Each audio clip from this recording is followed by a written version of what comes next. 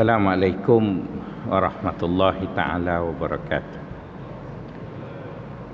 Innal hamdalillah nahmaduhu wa nastahdihi wa nastaghfiruh wa na'udzu billahi min syururi anfusina wa sayyiati a'malina.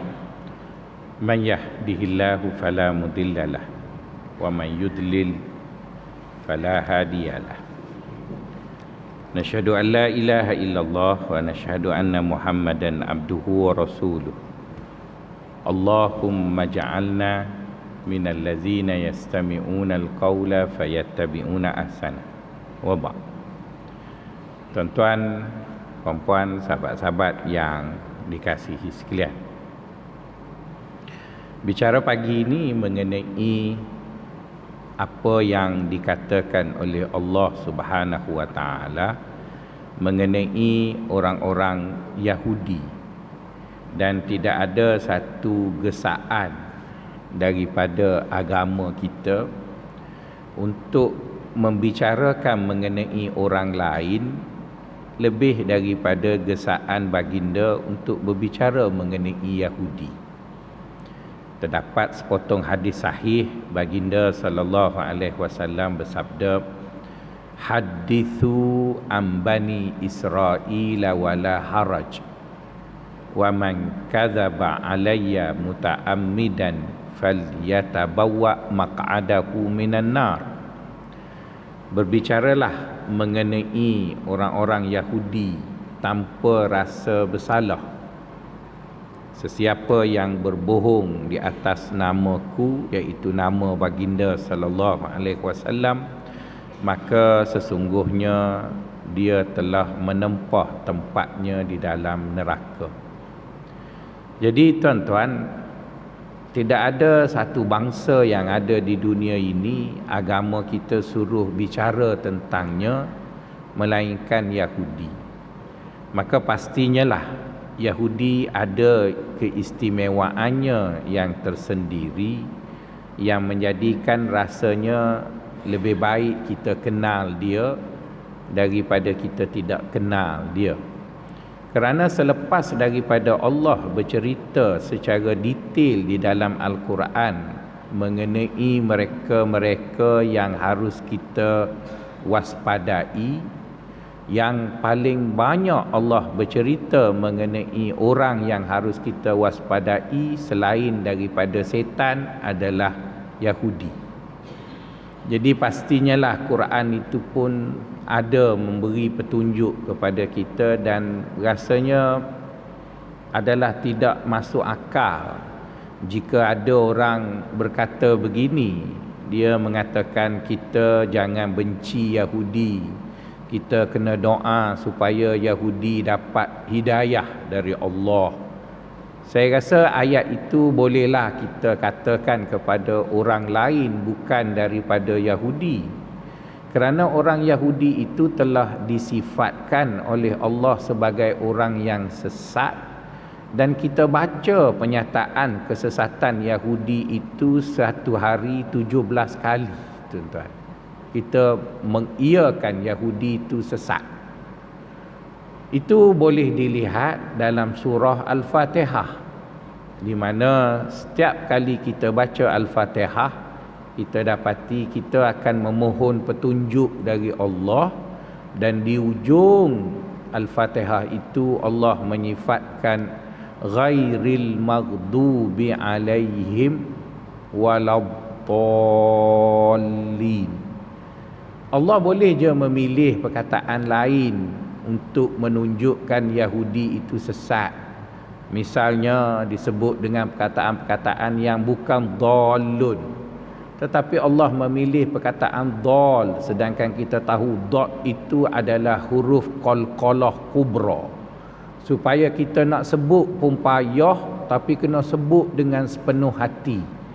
Sebab itu dalam belajar Al-Fatihah, antara tempat yang paling payah nak sebut ialah mengenai Yahudi tadi.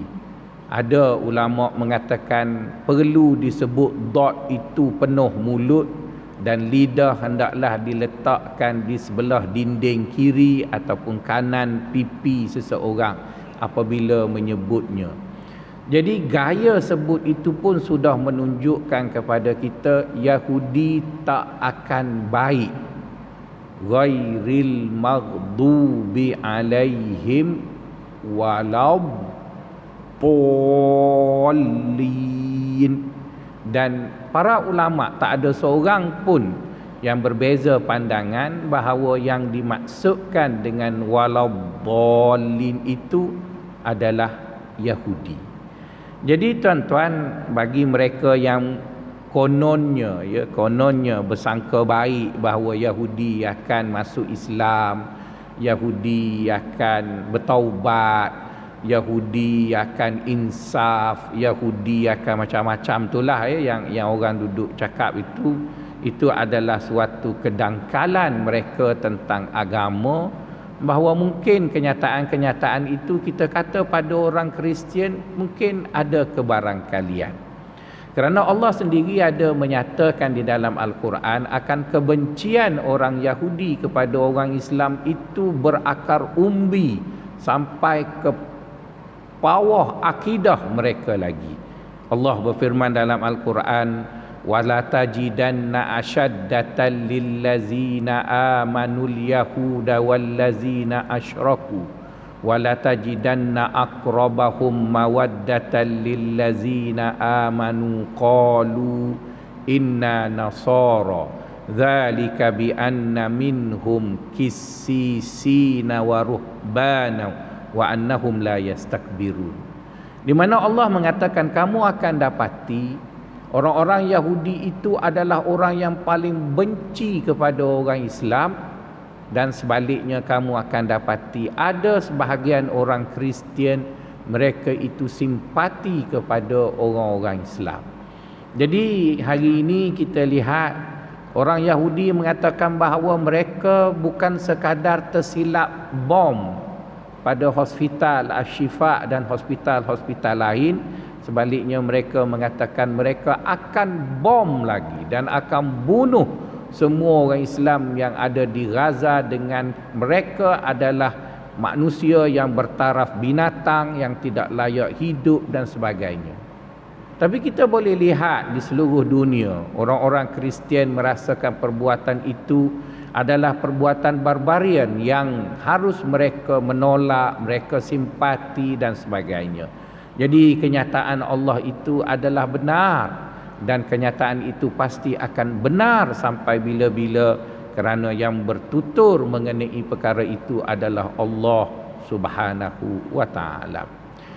Tuan-tuan, puan-puan, sahabat-sahabat yang dikasihi sekalian, pastinya lah apabila saya dan kita berbicara mengenai Yahudi, kita tidak maksudkan semua orang Yahudi, tetapi kita maksudkan di sana sebahagian besar sikap orang Yahudi.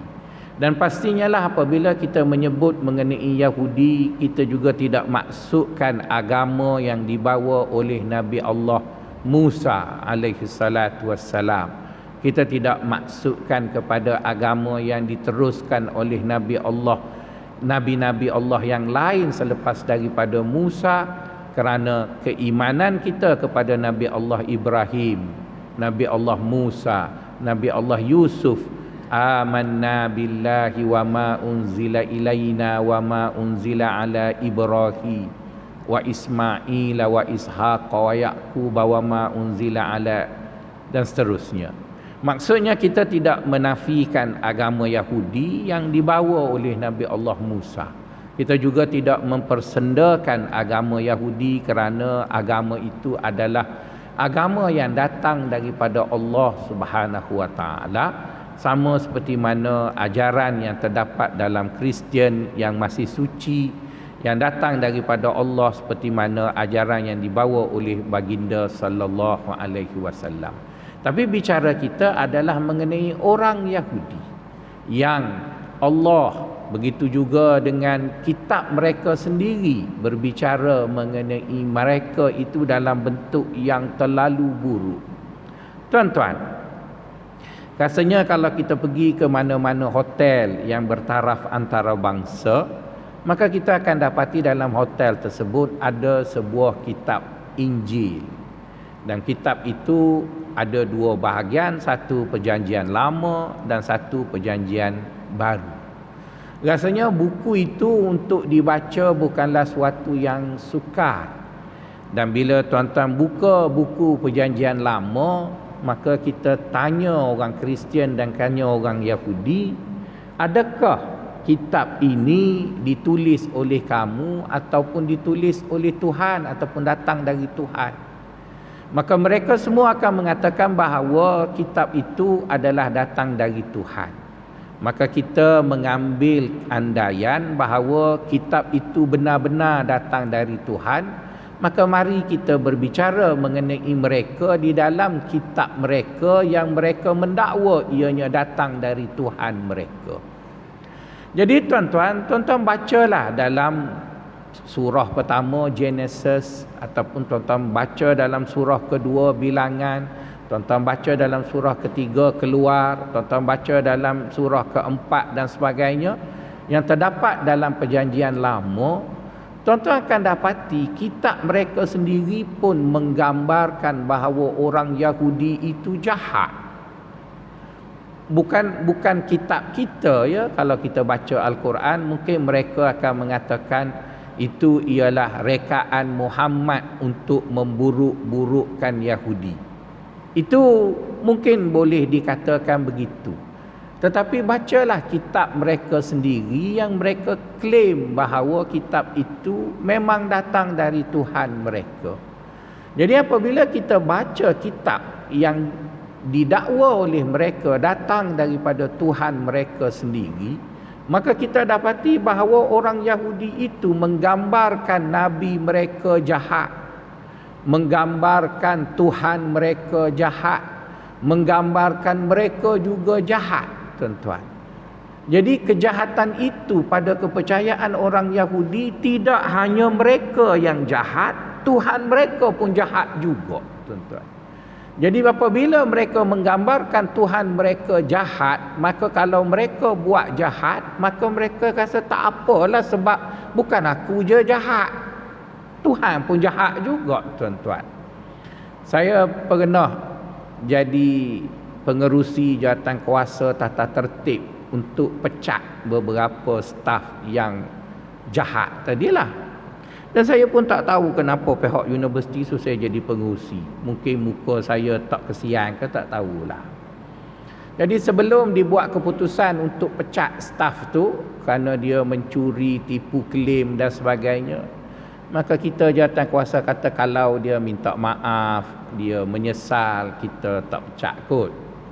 Bila duduk depan-depan tu kita tanya dia, "Encik, kenapa encik tipu klaim bukan sekali, banyak kali? Lepas tu kenapa encik ambil barang kerajaan, tipu?" Dia cakap apa, tuan-tuan? Dia kata saya ni tak jahat lagi, menteri jahat lagi. Astagfirullahalazim, tuan-tuan.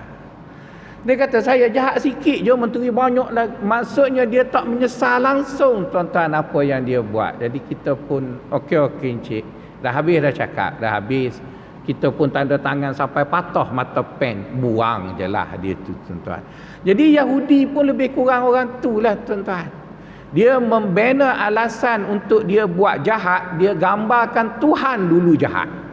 Lepas dia gambarkan Tuhannya jahat, maka dia gambarkan nabi-nabinya jahat. Lepas dia gambarkan nabi-nabinya jahat, maka dia pun buat jahat. Cuba kita lihat di antara jahat yang Yahudi gambarkan tentang Tuhannya, dan dia sendiri buat jahat seperti mana Tuhannya buat jahat tadi.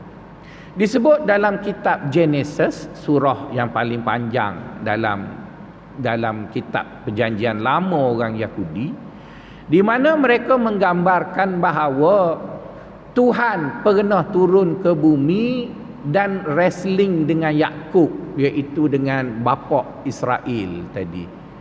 Dia bergaduh dua tu, dia wrestling dua tu. Dikatakan bahawa 3 hari 3 malam bergaduh, tak ada siapa menang, tak ada siapa kalah. Yakub lawan Tuhan. Yakub tu wrestling mesra sungguh ya, sampai boleh gocoh Nabi dengan Tuhannya. Lepas tu oleh kerana Tuhan dah penat, Yakub ni tak kalah-kalah, maka Tuhan pun main tipu. Dia kata, Yakub, cuba kamu tengok belah sana. Yakub tengok, maka Tuhan pun terajang pohon Yakub, maka Yakub pun rebah. Itu mereka tulis ataupun Tuhan mereka akui mengenai sikap Tuhan dengan nabinya, iaitu Tuhan dia main tipu. Tuhan dia main tipu. Kita tak jumpa ya dalam agama kita, dalam mana-mana agama yang menceritakan bahawa Tuhan itu kaki tipu. Jadi itulah ceritanya mengenai Tuhannya, iaitu kaki tipu tadi. Kemudian setelah mana Tuhan tadi kaki tipu, maka mari kita tengok pula apa yang mereka buat setelah mereka dapati Tuhan mereka itu, nabi mereka juga adalah kaki tipu. Maka Allah Subhanahu Wa Taala melarang mereka bekerja pada hari Sabtu. Jadi oleh kerana mereka tidak bekerja pada hari Sabtu, tidak pergi menangkap ikan dan sebagainya, maka diuji dengan dijadikan ikan itu datang sampai ke pantai. Maka mereka pun menahanlah pukat pada hari Jumaat supaya ikan itu terkena pukat, dan mereka tidak bekerja pada hari Sabtu, tapi mereka menahan pukat. Bukan mereka yang buat, robot yang kerja dan sebagainya. Akhirnya hari Ahad mereka dapat hasil yang banyak. Jadi bermaksud tuan-tuan, cerita tipu orang ini dengan orang Yahudi, dia bermula dari Tuhannya, kemudian orang Yahudi itu sendiri. Itu belum cerita lagi dia tuduh nabinya berzina, nabinya berselingkuh dengan anak menantu dan sebagainya lah. Jadi tuan-tuan, kalau itulah bangsanya orang tadi, sikapnya dengan Tuhannya, sikapnya dengan nabinya, sikapnya dengan diri mereka sendiri, maka adalah suatu yang sukar boleh kita percayai bahawa satu hari nanti Yahudi akan tobat, kemudian Yahudi akan sokong Islam, kemudian Yahudi itu sebenarnya baik. Itu adalah kata-kata kosong yang tak sepatutnya keluar daripada mulut seorang yang beriman, kerana sikap Yahudi itu sudah dinyatakan di dalam Al-Quran dengan begitu tegas. Tuan-tuan, puan-puan, sahabat-sahabat yang dikasihi sekalian, di dalam Al-Quran ada satu teori sejarah yang dinamakan teori kitaran, di mana Allah menyatakan di dalam Al-Quran, watilkal ayyamu nudawiluha bainan nas, yang bermaksud demikianlah peristiwa-peristiwa yang telah berlaku pada masa lampau itu pasti akan berulang kembali pada masa yang akan datang. Teori itu disebut dengan teori kitaran. Maka sebab itulah kita mempelajari sejarah para nabi dan para rasul, kerana kita percaya apa yang berlaku kepada para nabi dan rasul itu pasti akan berlaku satu hari nanti. Maka kita mengambil pengajaran daripada sejarah tadi. Laqad kana fi qasasihim ibratun li ulil albab ma kana hadithan yuftara walakin tasdiqal ladzi baina yadayhi wa tafsila kulli syai'in wa hudan wa rahmatun liqaumin yu'minun. Sesungguhnya pada kisah para nabi dan rasul itu ada pengajarannya. Jadi ambillah pengajaran dari kisah tersebut agar kamu mendapat petunjuk. Jadi sekarang tuan-tuan, berdasarkan kepada teori kitaran itu, kita dapati orang Yahudi mempunyai sejarah yang panjang dengan orang Islam. Bukan sejarah bermula 1948, tapi sejarahnya lebih awal lagi, ketika mana negara Yahudi yang mereka banggakan itu hancur. Maka pada ketika itu orang Yahudi telah meminta pertolongan dengan orang-orang Arab. Jadi ketika mana orang Yahudi dihalau oleh kerajaan Rom, ketika mana orang Yahudi dibunuh, keturunan mereka dihalau daripada negeri mereka, orang-orang Arab tidak pernah berbuat apa yang telah dilakukan oleh orang-orang Rom terhadap orang Yahudi.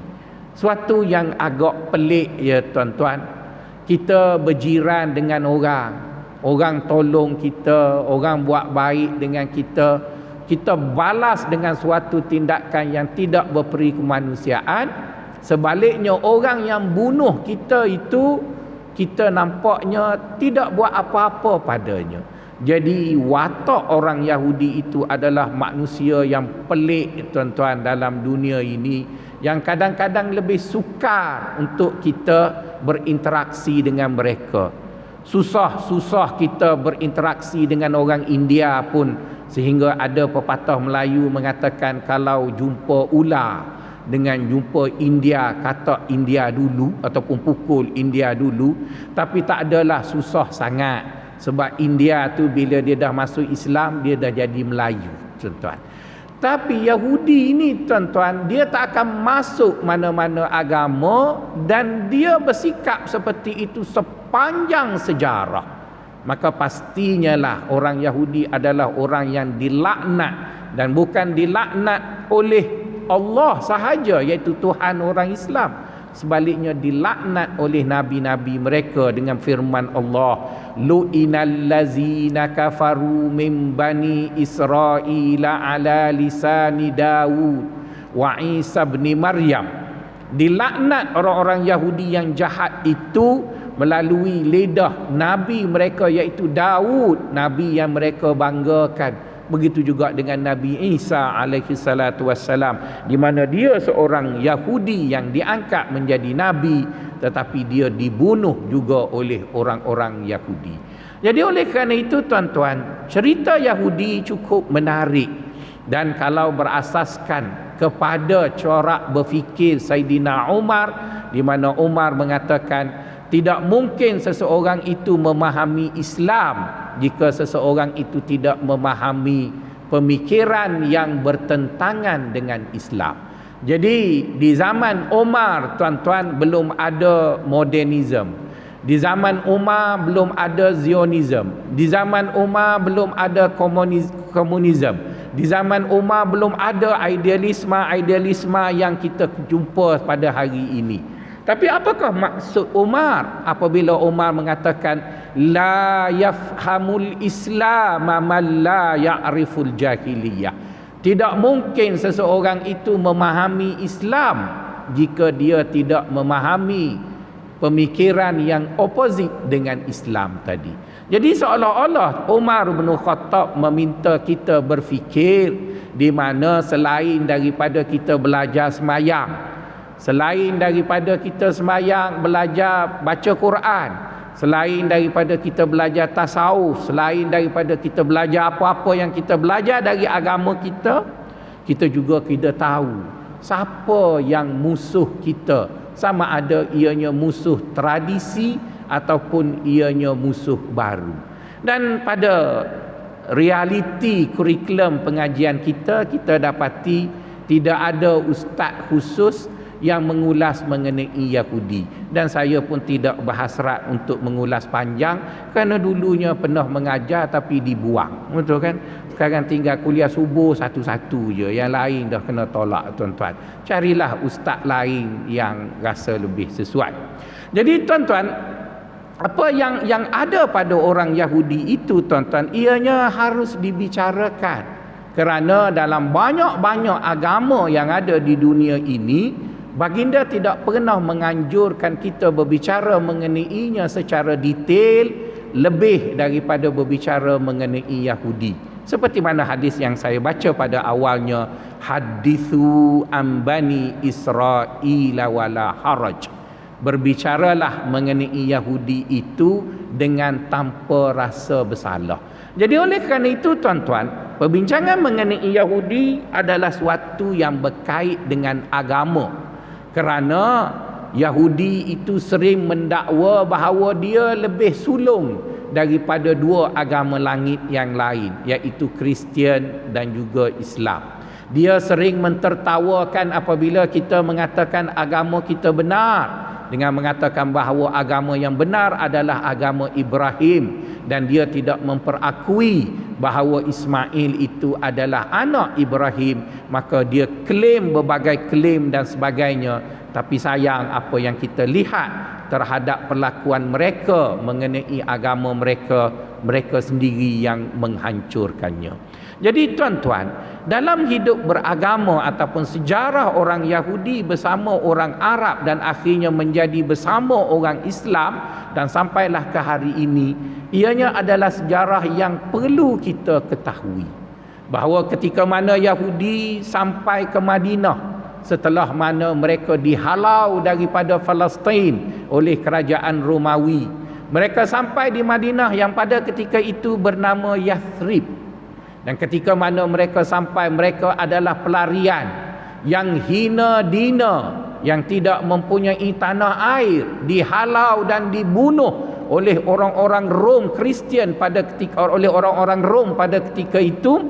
Jadi bila mereka lari sampai ke Madinah, mujurlah tanah padang pasir yang ada di semenanjung Arab itu menjadi sebab tentera Rom tidak mengejar mereka sampai ke Madinah.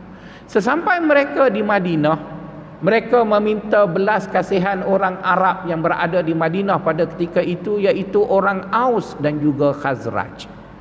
Kerana mereka hidup di suatu tempat yang lebih bertamadun daripada orang Arab sebelum ini, maka mereka tahu di manakah lokasi yang strategik untuk mereka tinggal. Dan orang Arab yang berada di Yathrib pada ketika itu memberi petempatan untuk Yahudi tinggal di Madinah ikut suka Yahudi nak duduk di mana. Baiknya tuan rumah, tuan-tuan, tidak beza dengan baiknya orang Melayu di Malaysia. Sebab itu bila ada orang mengatakan orang Melayu rasis, saya rasa nak lempang, mujurlah saya tak ada kuasa, tuan-tuan. Tak ada dah orang yang paling baik di dunia ini lebih dari orang Melayu. Kerana orang Melayu siapa pun datang di negaranya, semuanya gemuk, tuan-tuan. Saya duduk di Bangladesh, saya duduk di India dan di Pakistan, semuanya 8 tahun saya duduk di sana, tuan-tuan. Itu yang hitam tak hilang-hilang ni, tuan-tuan. Saya duduk sana 8 tahun, tuan-tuan. 8 tahun duduk kat sana, saya kurus dan saya balik pun kurus juga, tuan-tuan. Tak gemuk, tuan-tuan. Tapi Bangla datang sini 2 tahun, tekak tak ada, tuan-tuan. Berlipat tekak Bangla, tuan-tuan. Jadi itu menunjukkan bahawa siapa yang datang ke Malaysia, dia akan menjadi orang yang bahagia. Ada beberapa mak saleh yang jadi TikToker ataupun apa panggil orang yang buat konten mengenai makan. Mula-mula dia datang sini pada tahun 2008, kurus je, tuan-tuan. Tapi sekarang 3 kali ganda saya, tuan-tuan. Maksudnya sejahteranya dia duduk di sini. Itu menunjukkan bahawa orang Melayu baik. Dan orang Melayu bukan sekadar beri makan sampai gemuk. Orang Melayu beri anak dara pula, tuan-tuan. Bangla dah kahwin dengan anak dara Melayu, Pakistan dah kahwin dengan anak dara Melayu, India dah kahwin dengan anak dara. Habis anak dara Melayu semua peluk orang asing berlaku, tuan-tuan. Dan orang Melayu sekarang sedang bermesyuarat di parlimen untuk beri warga negara pula mana-mana orang asing yang kahwin dengan perempuan Melayu. Siapa lagi lebih baik daripada orang Melayu? Macam surah Ar-Rahman yang diulang-ulang, siapa lagi lebih baik dari orang Melayu? Dan bukan orang Melayu saja yang baik, tuan-tuan, raja-raja Melayu pun baik. Sudah ada 7 orang Bangla yang dapat Datuk Syed, tuan-tuan. Saya tak dapat lagi, tuan-tuan. Jadi bermaksud baiknya orang Melayu, tuan-tuan, dia beri semua, tuan-tuan. Maka sebab itu Bangla berani membuat penyataan, Sungai Buloh jangan kacau, itu milik kami. Manakala Rohingya pula sebut, Selayang jangan kacau, itu milik kami. Akhirnya penguat kuasa Melayu takut dengan pendatang, tuan-tuan. Jadi itu menunjukkan bahawa tak ada beza sangatlah kita orang Islam ni dengan orang Yathrib, orang Arab pada ketika itu. Maka orang-orang Yahudi yang datang ke Yathrib pada ketika itu memilih pada pertempatan yang strategik. Kaum Bani Nadir memilih Khaybar dan dia duduk di sana, kawasan itu kawasan subur. Dan di situ tidak ada pun orang Arab, Aus dan juga Khazraj duduk di sana. Bani Quraizah pula duduk di kawasan tinggi, menjadikan mereka lebih selamat jika diserang berbanding daripada orang Aus dan juga Khazraj. Apabila zaman berlalu dan tahun berlalu, sekian lama orang Yahudi duduk di Madinah, Maka orang Yahudi telah melakukan apa yang mereka akan lakukan kepada seluruh dunia apabila mereka berada di satu-satu tempat. Iaitu perkara pertama, dia mencipta pergaduhan di antara masyarakat setempat. Dialah yang melaga-lagakan orang Aus dan juga Khazraj setelah dia berada di Madinah, di mana tidak ada penyataan sejarah yang menyatakan orang Aus dan Khazraj berperang sebelum Yahudi datang. Tapi setelah Yahudi datang, orang Aus sentiasa berperang di antara satu sama lain sampailah kedatangan baginda sallallahu alaihi wasallam. Selain daripada itu, mereka jugalah yang merosak dan mencipta pelbagai kerosakan di Yathrib itu ketika mana mereka berada di Madinah. Dan mereka adalah bangsa yang cukup penakut, di mana mereka telah membina tembok-tembok yang tinggi untuk memisahkan diri mereka dan harta mereka daripada masyarakat setempat yang menjadi tuan rumah untuk mereka duduk dan mereka hidup bersama dengan tuan rumah tadi. Jadi sikap Yahudi itu, tuan-tuan, adalah sikap yang sebati dengan mereka ketika mana mereka berada di Madinah sebelum Islam datang lagi. Sebelum Islam datang, mereka sudah bersikap begitu. Dan kita pun rasa hairan, ya, kenapa Hitler itu sanggup membunuh Yahudi kalau Yahudi itu tidak jahat, tuan-tuan. Takkanlah Hitler itu gila, tuan-tuan, ingin membunuh satu bangsa dan berhasrat untuk membunuh semuanya kalau bangsa itu tidak jahat. Mesti ada sebab tertentu. Misalnya, apabila orang Islam Rohingya dihalau daripada tanah airnya, maka saya bertanya, ada seorang dua di sini bekas duta negara Malaysia ini berkecimpung dalam isu itu, maka disebut beberapa sebab tentang sikap orang Rohingya dan ada munasabahnya apabila kerajaan itu melakukan sesuatu tindakan yang begitu keras terhadap warga negara itu. Jadi berasaskan corak fikir begitu, takkanlah Hitler itu gila, tuan-tuan, nak bunuh Yahudi tanpa sebab. Dan kita juga menjadi satu tanda tanya, kenapa Eropah yang begitu besar dengan negaranya, seorang pun kalau boleh tak nak Yahudi duduk dengan mereka, suruh Yahudi pergi duduk dengan Arab. Amerika yang begitu besar pun tak mahu orang Yahudi duduk di negara mereka, suruh pergi duduk dengan Arab. Mesti Yahudi ada masalah dan mereka merasa seronok bila Yahudi tak duduk dengan mereka, pergi duduk dengan Arab. Engkau tanggunglah Arab dengan perangai orang tadi, tuan-tuan. Jadi kita tidak menuduh, tuan-tuan, orang Yahudi itu dengan perangai mereka. Sebaliknya, sejarah menceritakan kepada kita akan sikap mereka.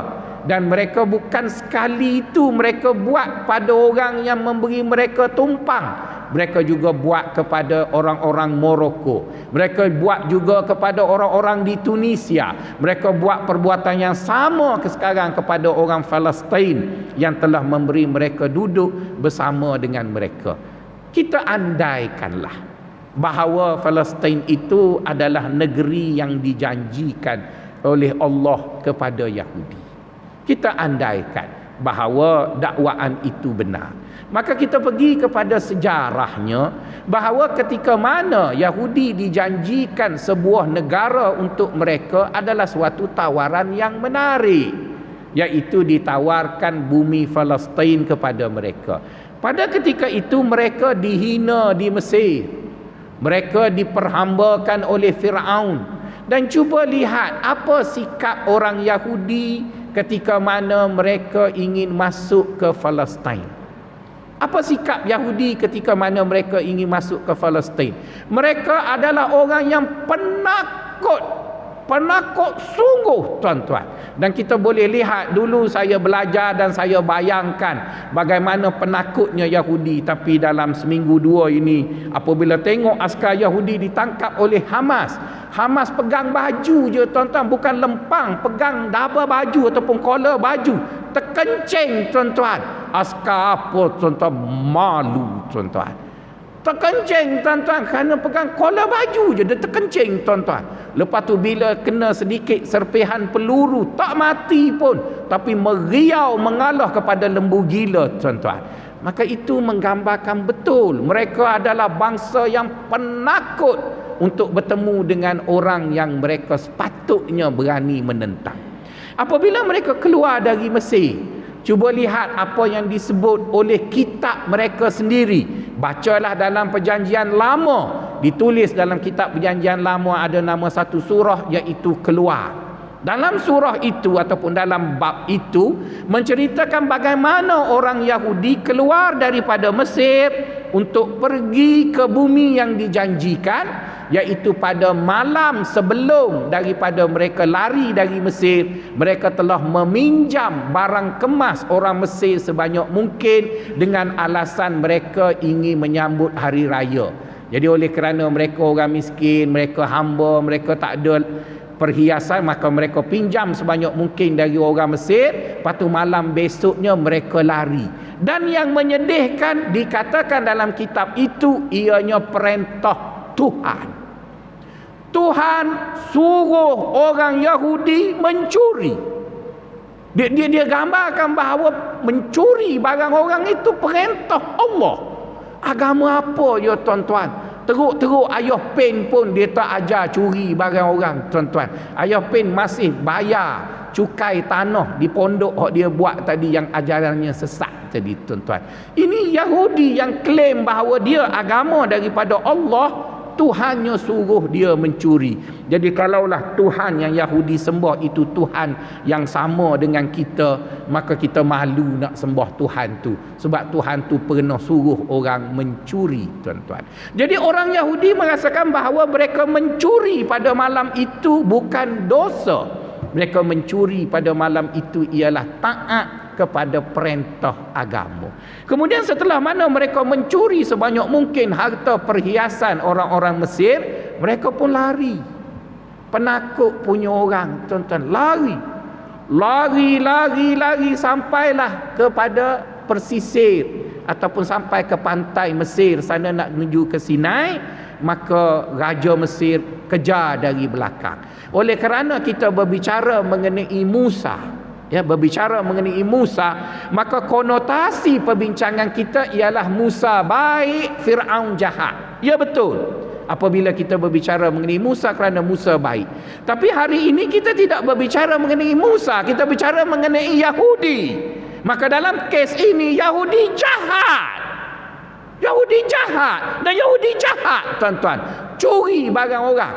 Dan Fir'aun yang mengejar dari belakang adalah sikap seorang pemerintah apabila pendatang ataupun hamba yang bilangannya yang diklaim dalam surah yang menyatakan mengenai mereka keluar adalah seramai 4 juta orang. Jadi cuba tuan-tuan bayangkan 4 juta orang mencuri harta rakyat. Maka ada wajarnya kerajaannya kejar dari belakang. Ada wajarnya Fir'aun memusuhi orang Yahudi. Dalam bicara kita mengenai Musa, konotasinya berbeza. Tapi dalam bicara mengenai orang Yahudi, Fir'aun itu harus betul dikatakan tindakannya kerana Yahudi mencuri barang kemas ataupun emas milik orang-orang Mesir. Jadi tuan-tuan, itulah orang Yahudi. Maka Allah Subhanahu wa taala membantu Musa bawa mereka untuk masuk ke negara yang dijanjikan. Maka mereka sampai di Sinai. Alhamdulillah, Allah masih membantu mereka. Sesampai mereka di Sinai, mereka sudah banyak emas dan mereka tak ada makanan. Maka dimintanya kepada Musa supaya bagi makanan yang ready made. Dan bukan semudah dia minta nak makanan syurga tuan-tuan. Dia rasa dia istimewa, sedangkan dia tak ada nilai pun di Mesir. Hamba abdi selama 7 keturunan, tak ada nilai pun tuan-tuan. Tak ada nilai pun. Tapi bila Allah selamatkannya melalui Musa sampai ke Sinai, mereka seronok kumpul banyak harta tadi daripada curiannya dengan harta orang Mesir. Maka mereka minta dengan Musa beri mereka makanan yang dah siap. Dan makanan itu mesti standard syurga. Mesti standard syurga. Saya ada satu cerita, saya tolong seorang pelajar Palestin. Dan saya tolong dia tu bukanlah kerana saya nak kat dia, berkebetulan dia pun orang perempuan, ya. Belajar di fakulti komputer di Universiti Melaya. Dia kata, doktor boleh tak saya nak basikal? Boleh. Jadi oleh kerana dia kata dia nak basikal, jadi saya pun duk bayanglah basikal yang saya naik. Saya adalah satu basikal saya naik. Saya belinya 800. Okey lah. Saya bukan beli basikal yang macam datuk-datuk beli ni yang harga 24,000 tu. Saya beli yang 800 tu saya rasa dah mahal lah, sebab ayah saya pun tak pernah beli basikal kat saya. Jadi saya pun okey boleh. Sebab dia nak pergi kolej, daripada kolej kediaman pergi ke fakulti komputer tu gitu. Jadi saya pun pergilah ke Bangsa, ada kedai basikal dekat situ, belilah basikal. Oleh kerana harga di Bangsa tak sama dengan Sungai Buloh, jadi harganya 1,200. Kira okey lah, atas pada 1,000. Saya pun bawa lah basikal tu bagi dekat budak perempuan Palestin tu. Kata, ini basikal yang kamu nak, moga-moga membantu kamu belajar. Dia kata, saya tak naik basikal ni. Saya kata, kamu nak basikal mana? Ini basikal murah, saya tak naik. Dulu saya di Palestin, saya orang kaya. Teringat terus cerita Israel, tuan-tuan. Nampak lama dah duduk dengan Israel tu, berjangkit perangai, tuan-tuan. Dia nak basikal yang datuk-datuk naik jogging pagi-pagi tu, tuan-tuan, yang harga 4,500. Saya kata, mu minta dengan Netanyahu lah nak macam tu, aku naik yang ni pun mujur dah. Aku punya kereta pun tak sampai harga 8,000. Kereta aku nak jual tu harga 5,500, tuan-tuan. Kereta saya tu tak ada beza sangat dengan kereta Toyota LE Haji Jupri. Tahu kan Haji Jupri dulu kan jemaah kita lama. Macam kena tembok ke askar Israel je kereta dia. Lebih kurang tu je. Kita yang nak bagi kereta, kata apa panggil, basikal dekat dia pun. Jadi dia terbawa-bawa perangai Yahudi agaknya kot. Dia kata, saya tak naik basikal ni, murah. Sedangkan dia pelarian, tuan-tuan. Maka perangai serupalah dengan Yahudi, tuan-tuan. Yahudi tu pelarian, tak ada Marwah pun duduk di Mesir 7 keturunan, dibawa sampai ke Sinai, minta dengan Musa nak makan. Maka Musa kata, dah nak makan, tanamlah. Bukankah kau selalu duduk cucuk tanam dekat Mesir? Tanamlah. Dia kata, saya tak nak makan yang tu, nak makan dari syurga. Suatu permintaan yang mustahil, tuan-tuan. Tapi oleh kerana Allah beri peluang, beri muka kepada Yahudi, maka diturunlah manna wassalwa.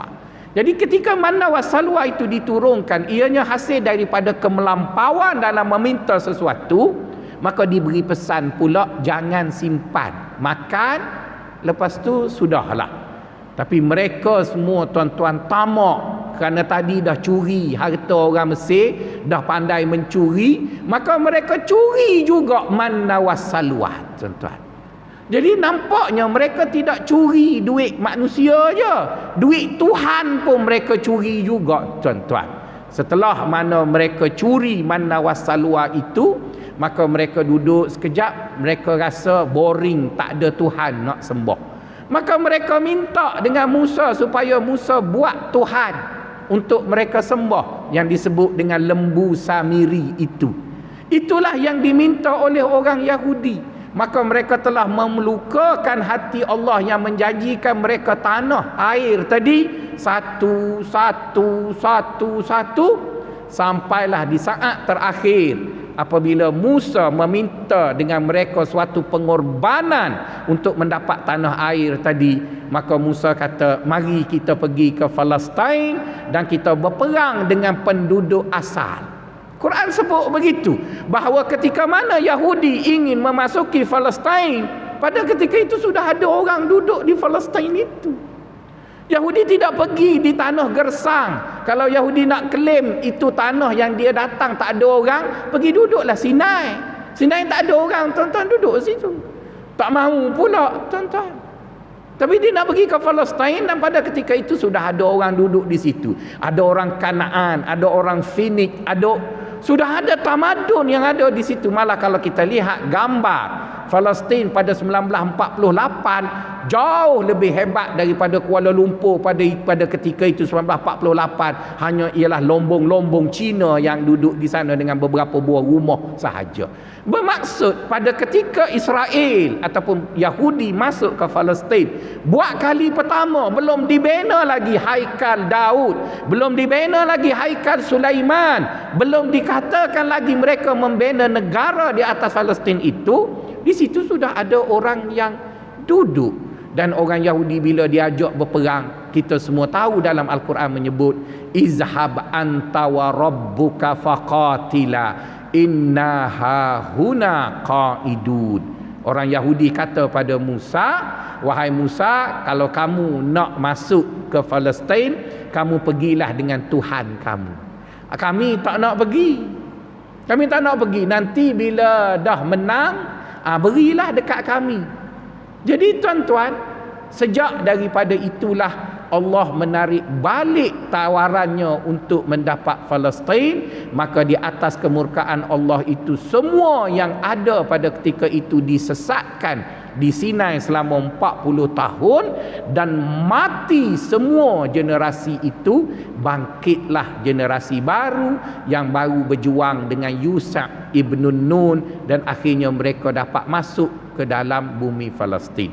Di sepanjang sejarah keberadaan orang Yahudi di Palestin selama 80 tahun itu tuan-tuan, tak lama pun tuan-tuan, 80 tahun je. Di sepanjang itu mereka tidak pernah damai dengan orang yang sekelilingnya. Mereka berperang sepanjang masa. Apakah makna sepanjang mereka membina kerajaan di Palestin itu mereka berperang? Itu menunjukkan bahawa mereka tidak pernah diterima oleh penduduk asal untuk mereka mendiami di situ. Kita pernah dengar bagaimana Daud menjadi raja apabila tabut itu hilang, iaitu satu peti yang diisi di dalamnya catatan-catatan Taurat. Bila hilang dapat kepada orang Palestin, maka Daud datang untuk merampas kembali. Jadi cerita itu tuan-tuan tak boleh diambil di tengah-tengah. Dia mesti ambil dari awal bahawa orang Yahudi tidak pernah damai. 80 tahun dia duduk di sana, dan selama 80 tahun itulah dia bunuh para nabi. Dia seksa para nabi yang kita dengar dengan Nabi Zakaria, kita dengar dengan Nabi Ilyas dan sebagainya. Maka kita dapati selepas pada itu dia dihancurkan oleh kerajaan Romawi dan dihalau. Dan pada ketika itu mereka sudah tidak ada lagi di Palestin melainkan saki-baki, dan mereka hiduplah dengan damai. Dan sekarang kita dapati cerita yang sama bila mereka dibawa ke Palestin pada 1948. Orang-orang Palestin menyambut dengan tangan terbuka. Maksudnya orang Islam baik tuan-tuan. Kalau kamu ingin diami tempat ini dengan damai, duduklah. Tak ada siapa yang marah pun. Dan kita dapati benar mereka duduk di Morocco. Raja Muhammad kedua lah yang memberi mereka perlindungan, dan akhirnya mereka menjadi kaya raya di Morocco kerana mereka melakukan beberapa perbuatan haram, perniagaan, penyeludupan dan sebagainya, tapi tidak dihalang oleh Raja Morocco kerana simpati kepada orang-orang Yahudi. Begitu juga berlaku di Tunisia dan sebagainya. Sekarang tuan-tuan, tidak ada satu sejarah pun orang Islam dan juga orang Arab mengkhianati Yahudi. Tetapi banyak cerita orang Yahudi mengkhianati orang Arab, orang Islam, dan mengkhianati semua umat yang ada di dunia. Jadi oleh kerana itu tuan-tuan, saya merasakan tidaklah melampau apabila tuan imam membaca kunut, Allahumma alaikal yahud, ya Allah celakakanlah Yahud. Tak perlulah kita tulis dekat Facebook. Kita jangan ajar keganasan. Kita jangan kutuk orang kerana kita adalah kerajaan madani, maka mesti bersopan. Ya tuan-tuan, kita mesti bersopan dengan orang yang sopan. Bila orang sopan dengan kita, maka haram kita melakukan kecelakaan ataupun pengkhianatan. Tapi apabila orang sejarahnya menikam dan menikam dan menikam dan menikam, maka suatu ketololan pula kita bersopan dengan mereka. Maka saya tidak melihat kepada doa kunut yang dibaca, Allahumma alaikal yahud sallit alaihim kalban min kilabika ya jabbaru ya qahar. Jadikanlah anjing-anjingmu ya Allah membunuh mereka mereka. Saya tidak melihat itu adanya suatu kekasaran ataupun keganasan, kerana mereka dululah yang memulakan kecelakaan itu. Mungkin hari ini kita merasa kasar kerana mak ayah kita tidak dibunuh oleh mereka. Mungkin hari ini kita tidak merasa kasar, kita merasa itu kasar kerana negara kita belum dirampas. Kalau tuan-tuan rasa berani, selamat datangkanlah beberapa kumpulan Yahudi, bawalah pergi duduk di kampung tuan-tuan, Teluk Intan ke Muar Johor ke, ajaklah tuan-tuan. Kalau siapa yang kata Yahudi itu baik, minta dia bawa Yahudi pergi duduk sebelah rumah dia je tuan-tuan, dan lepas 20 tahun suruh dia cerita Yahudi itu buat apa pada diri dia. Jadi tuan-tuan, kita lihat apa yang disebut oleh Allah tentang Yahudi adalah satu penyataan yang benar, dan saya sesungguhnya percaya bahawa itu ialah kenyataan daripada Allah, bukan sekadar disebut oleh Allah di dalam Al-Quran, juga disebut di dalam kitab suci mereka yang mereka mendakwa ianya datang dari Tuhan. Maka tidak ada lagi kenyataan yang benar lebih daripada dua kenyataan tersebut. Maka sebab itu sekarang bila saya baca Fatihah, saya bukan sebut amin yang kuat, tapi saya sebut pejam mata-mata tuan-tuan, nak sebutnya celakalah kamu Yahudi, kerana daripada dulu kamu buat jahat dan sampai hari ini kamu buat jahat. Kepada rakan-rakan yang masih percaya Yahudi baik, saya serahkannya kepada Allah. Moga-moga Allah rasakan kejahatan Yahudi pada dia sebelum dia meninggal dunia. Sebelum saya mengakhiri hadis yang bicara ini tuan-tuan, saya ada sepotong hadis Nabi. Hadis itu pendek je. Hadis itu dinyatakan dalam Ibnu Majah mengenai seorang lelaki yang diseksa begitu kuat di dalam kubur. Dia dipukul, dan saya pun tak tahulah nak gambar macam mana dia dipukul kuat sangat itu. Maka dia pun tanya malaikat, wahai malaikat, dosa apakah aku sampai kau pukul aku teruk sangat ini?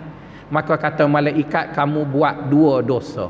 Pertama, kamu tidak bersuci ketika mana solat, dan yang kedua, kamu dengar saudara kamu dizalimi dan kamu boleh membantunya, tapi kamu tidak berbuat apa-apa. Jadi jika tuan-tuan tak buat apa-apa untuk Palestin, saya doa supaya tuan-tuan juga kena kapak biar kuat dalam kubur nanti, sebab dah ada hadis beritahu sesiapa yang mendengar kezaliman saudara seagamanya dan dia mampu untuk melakukan sesuatu tetapi dia tidak buat apa-apa, maka tunggulah ancaman tersebut tuan-tuan. Untuk mengelak kita daripada terkena azab tersebut, maka marilah sama-sama kita buat sesuatu. Bagi yang ada duit, mendermalah untuk saudara kita. Bagi yang ada Facebook, tulislah sesuatu dekat Facebook bahawa saya menolak kezaliman. Bagi yang ada Instagram, maka buatlah konten. Assalamualaikum, hari ini saya ingin menyatakan sokongan kemanusiaan saya kepada Palestin. Tolak Israel, tolak Zionis. Allahu Akbar. Okey dah. Mungkin Allah Akbar nampak patipah, tak payahlah Allahu Akbar. Setakat itu pun sudah memadai. Ataupun kalau semalam pukul 9 malam semalam kita tutup lampu 11 minit sebagai tanda sokongan bahawa kita protes di atas segala kezaliman yang dilakukan. Yang pentingnya tuan-tuan, kita semua akan mati dan kita akan ditanya apa yang kita buat kepada saudara kita yang dizalimi. Maka bersedialah sikit sebanyak jawapan supaya kita boleh beritahu ketika mana Yahudi menzalimi, merampas, menindas saudara kami di Palestin, saya telah melakukan beberapa perkara. Antaranya saya puasa sebulan dan duit belanja itu saya beri untuk Palestin. Saya buka puasa di masjid, minum air kowe masjid,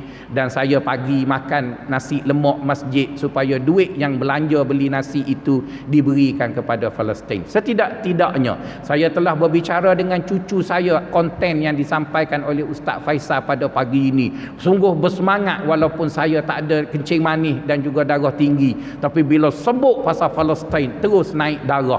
Setidak-tidaknya ada sesuatu yang kita buat, bercerita pada cucu kita, beritahu dekat cucu kita. Saya rasa berbangga dengan anak bongsu saya. Bila Palestin diganyang, maka dia pun buat bendera dengan cat lagi tuan-tuan dekat apa panggil tile depan rumah saya. Saya pun tak tahu nak kikis macam mana. Dia buat dengan cat putih bendera Israel, tuan-tuan. Saya kata biar betul sokong Israel, bukan nak pijak baba. Jadi dia pijak dengan kawan dia tiap-tiap hari bendera Israel. Walaupun tidak memberi apa-apa kesan kepada Netanyahu, tapi saya berjaya mengajar anak saya bahawa negara ini adalah negara yang tidak sah, negara haram dan negara yang jahat kepada umat manusia. Allah berfirman dalam Al-Quran, innal ladzina kafaru ba'duhum awliya'u ba'd illa taf'aluhu takum fitnatun fil ardi wa fasadun kabir. Sesungguhnya orang-orang kafir itu mereka akan saling menyokong sesama mereka. Hari pertama Israel diserang, Amerika, UK, Canada, Japan dan banyak negara-negara G7 yang kaya raya menyatakan mereka akan berada di belakang Israel, dan itulah pendirian mereka. Tapi kita tak ada satu pun negara Islam yang berani menyatakan kita berada di belakang Palestin. Maka Allah kata, jika kamu tak buat seperti mana orang kafir buat, maka akan berlaku kerosakan yang lebih besar. Dan kita lihat berkali-kali Netanyahu menunjukkan bahawa walaupun negerinya seperti satu jari berada di tengah-tengah Timur Tengah, tapi dia berhasrat untuk menguasai daripada Morocco sampai kepada hujung negara Iran. Itulah yang akan dilakukan oleh Israel. Ianya tidak berhenti hanya di Gaza. Mungkin hari ini giliran Gaza diganyang, maka sampai masa nanti ketika mana kita diganyang oleh mereka,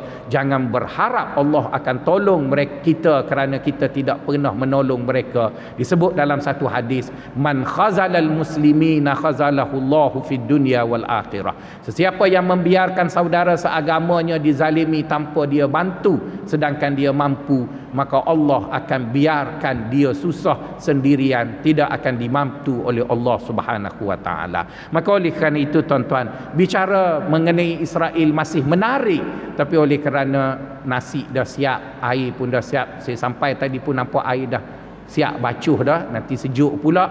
Kita berhenti dulu setakat ini dan panggillah ustaz-ustaz yang lebih hebat dan berbawa lagi berbicara mengenai Israel, Yahudi dan juga keturunan mereka.